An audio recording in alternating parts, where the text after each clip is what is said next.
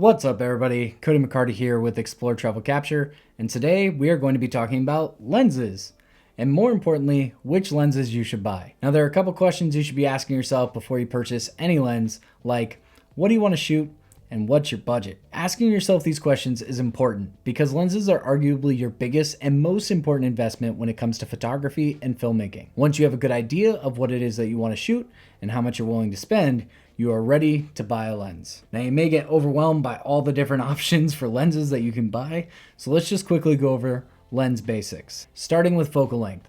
This controls what your camera sees and how it sees it. Shorter focal lengths will give you a wide perspective, while longer focal lengths bring things at a distance closer. To help you visualize this, I have all these lenses covering 10mm all the way up to 400mm, and I figured we could quickly run through them and show you the difference between them. So here on the wide end, you get distortion on my face, and you can see all of my surroundings. As we progress into the higher focal lengths, my face starts to look normal, but you become less and less aware of my surroundings. I also want to include a clip of just how close you have to stand with the widest lens and how far you have to stand with the longest lens. Now the next thing you need to know about is aperture. This is essentially how much light your lens lets in. The lower the number, the wider the aperture opens, letting in more light, and the more light, the more shallow depth of field. Now we have the basics covered. Let us begin this video with the age-old question amongst us creatives: primes versus zoom lenses.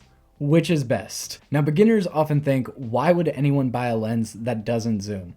I get all these different focal lengths for the cost of one lens. While it seems like sound logic, there are some key differences between the two to be aware of. First off, prime lenses are usually just cheaper than zooms, so the barrier to entry is a lot more accessible. The second big difference is going to be in aperture.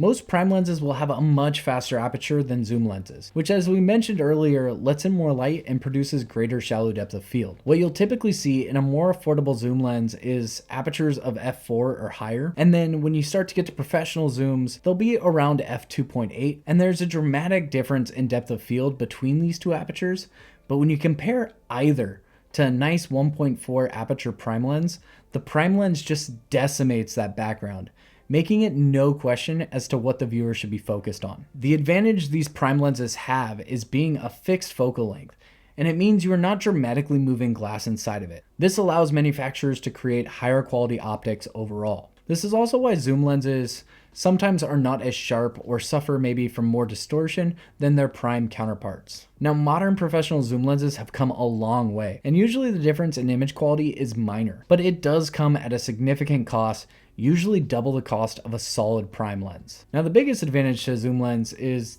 well, the zoom. I personally love my zoom lenses equally as much as my prime lenses, just because of the amount of time they save. There are tons of scenarios where I need to be able to change my focal length quickly, and switching lenses could lead me to missing a key shot. I also just don't want to carry around all my lenses, or on some of my trips, I just have limited space. And when you're running around traveling, you usually just want one and done. Now I own both primes and zooms, and I really have perfected my kit over years of learning what works for me and what doesn't. But I didn't start off with all this gear, and it took a long time for me to nail it down. And if I had to start over right now, there are two lenses I would prioritize buying before anything else. So the first lens is a versatile zoom lens, covering a majority of the focal lengths that I like to use and that most people do use. This will be a standard 24-70 f2.8 lens. This covers you for wide shots, and you can zoom in for more intimate tight shots. These lenses provide more than usable background separation, and there are currently tons of budget-friendly options around $1,000. Now these budget options usually have a little less quality than the more expensive manufacturer lenses like Canons and Sonys, but the price can be more than double to get less than double an improvement in image quality. Now you may think you can save some money by getting a variable aperture zoom lens instead, like an f2.8 to f4, but try and avoid this temptation, as your goal when buying your first lenses should really be to get great lenses you won't want to replace as you expand your kit. Now the next lens after you get your zoom should be a fast prime lens.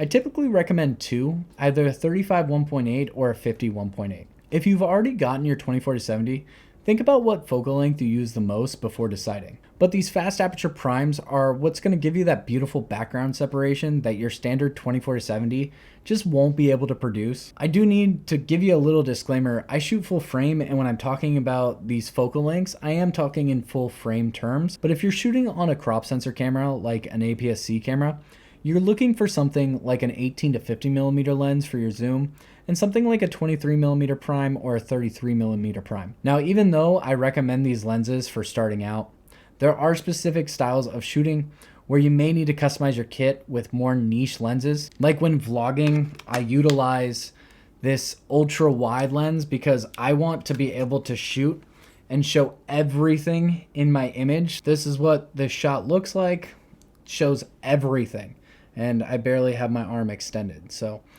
ultra wide lenses, great for vlogging, great for showing everybody where you're at. Now, if you're somebody who wants to look at the world from a different perspective and you want to see something that maybe the human eye can't see, maybe try a macro lens where you get to see these tiny things larger than life that you just can't create with any other lens. And if you want to shoot wildlife, a telephoto lens like this 100-400 will serve you great. I mean, honestly, I don't know about you, but I wouldn't want to try and film a bear or photograph a bear with my 10mm lens. I think that's a little too close. So really think about what kind of content you will be creating and what you want to capture with your camera.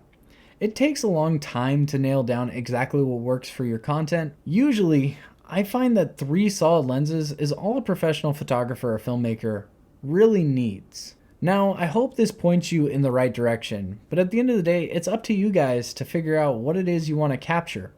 But if you go to purchase a lens and this video helps you, awesome. But thank you guys for watching. We'll see you in the next video.